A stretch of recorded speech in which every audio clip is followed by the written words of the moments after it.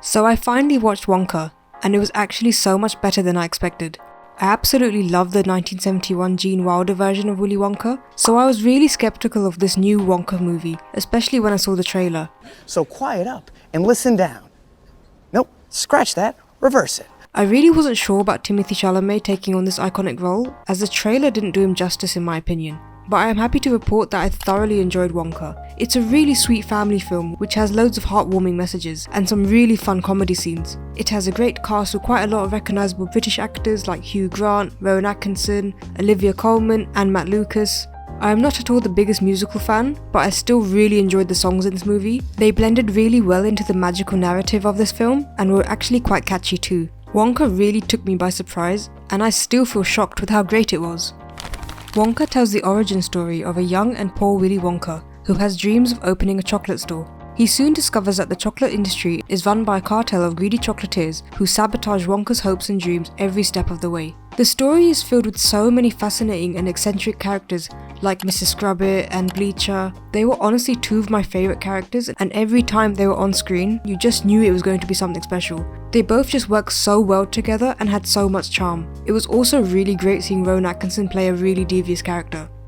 I think this film worked so well was because it was an original story. The director Paul King described this Wonka film as a companion piece to the 1971 movie, which just sums it up perfectly. I think a lot of people like myself were very skeptical of this prequel, as Hollywood loves to continuously capitalize on old franchises. No one at all asked for a prequel of this whimsical character, but in this case I think they got it right.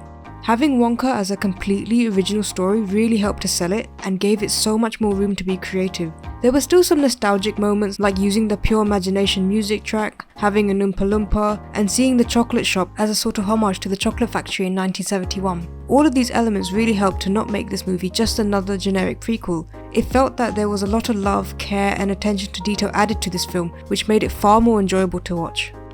What I thought was interesting was how innocent this new Wonka is. I guess because he is so much younger, he is portrayed as being very pure and childlike. He is very trustworthy towards people and even relies on the kindness of others, as he is unable to read. It does make you think though, what must have gone wrong to bring out such an unhinged and dark personality when he became older? Help. Police. Murder. The suspense is terrible. Not a speck of light is showing, so the danger must be growing. So you get nothing! You lose!